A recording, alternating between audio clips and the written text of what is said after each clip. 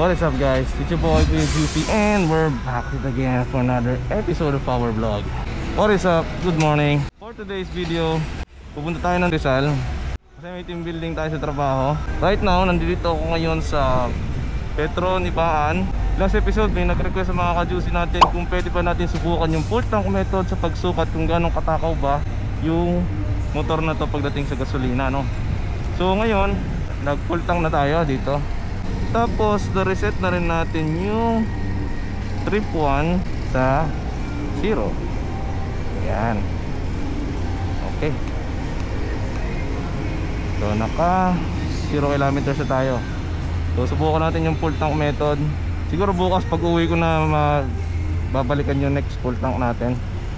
So, ngayon, samahan nyo lang muna ako. Tara, tara.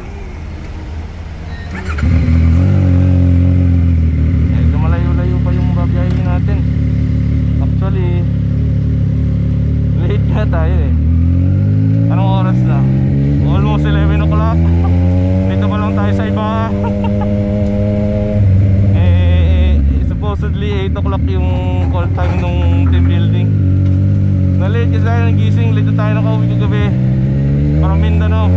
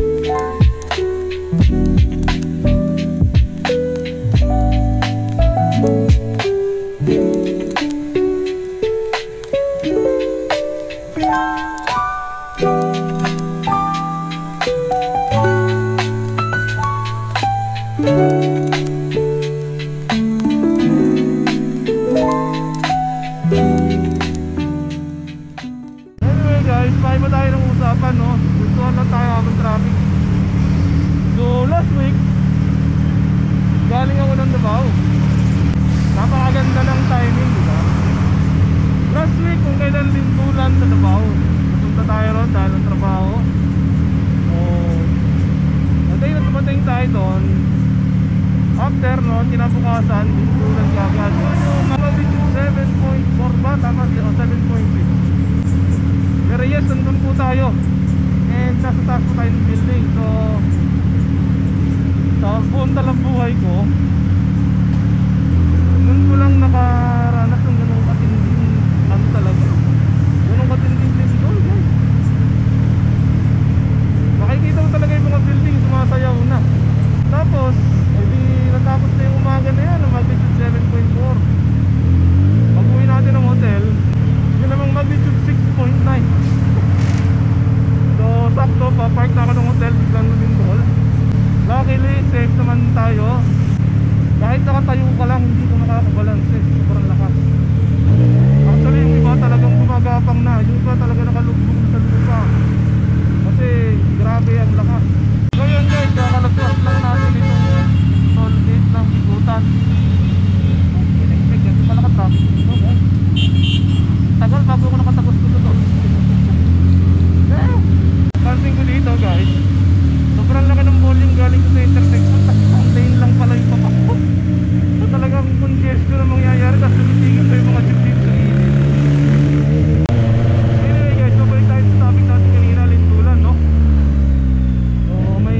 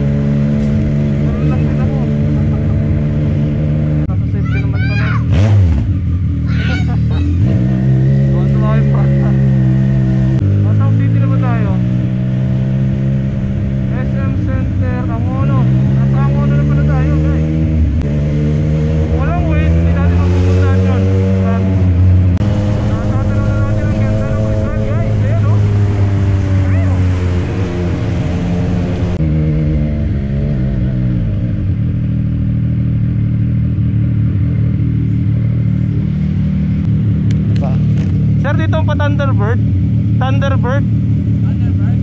Sa ano? Event? Diretso lang. Thank you.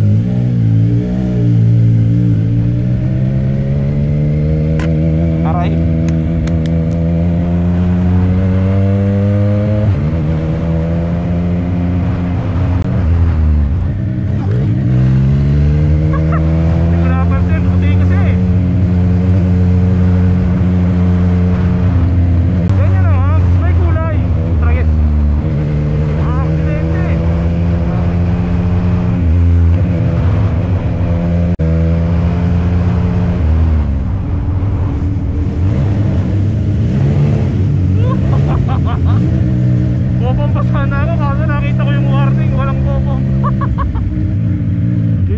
Thunderbird.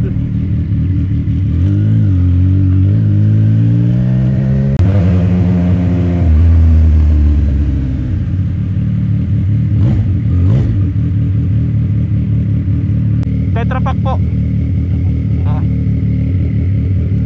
Salamat. Saan po? Papasok po kayo dyan. Papasok dito? Opo. Paglabas nyo po doon, hanapin nyo po yung Nara. Nara. Nara. Okay, okay. Thank you. Pasok daw tayo rito. Ganda. Nice place, ha?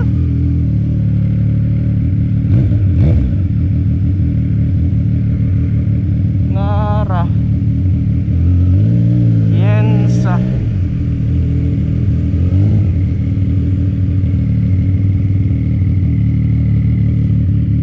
Saan yung Nara?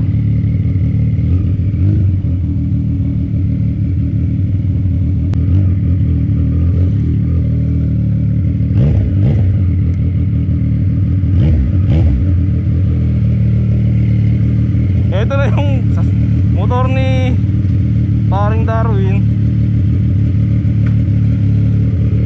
Muntik nang dumumi. Uy! Grabe. Okay lang, 2.5 hours na biyahe. Hindi naman nangawit yung likod natin.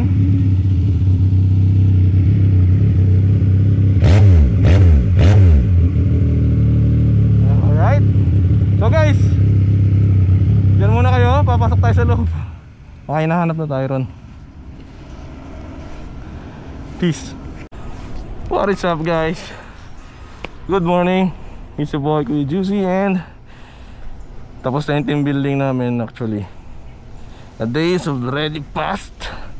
So tara na, alis na tayo.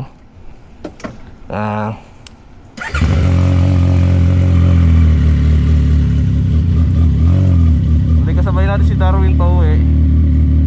Exit kami ng Kalamba. Ikot kami dyan sa Laguna Lake.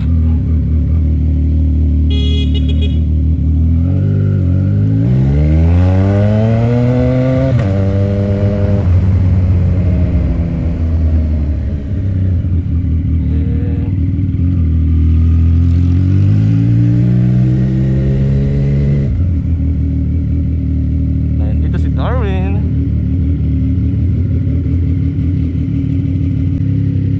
Anyway guys, nag-uumpisa na akong marindi dito sa tambutso natin na to. Baka magpalit na tayo ng mas mahabang pipe. Sa Pambulahaw to, MTO7. Hey!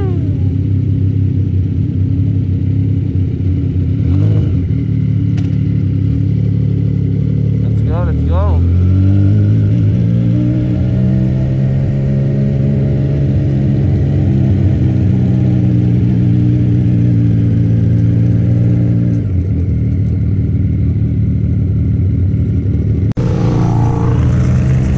Palagi na lang pag kami ni Darwin yung magka-ride.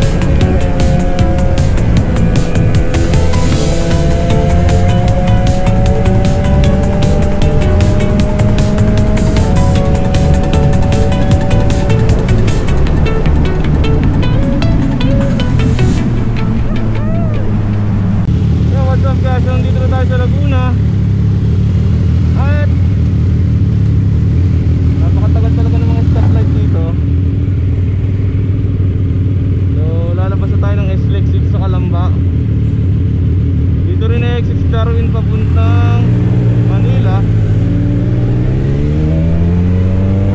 So yun yung magiging, doon kami maghihiwalay, dalawa.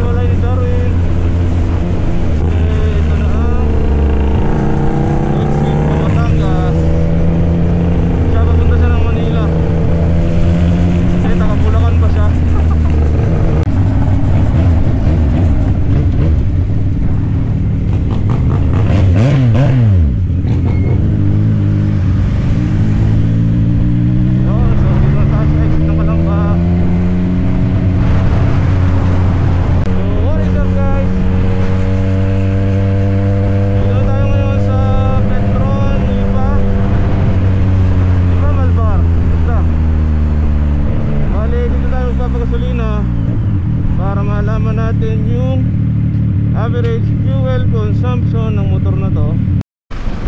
Pops, ano? Full tank premium.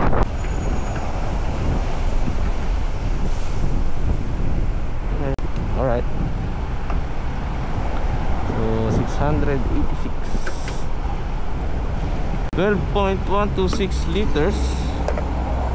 So compute natin siya.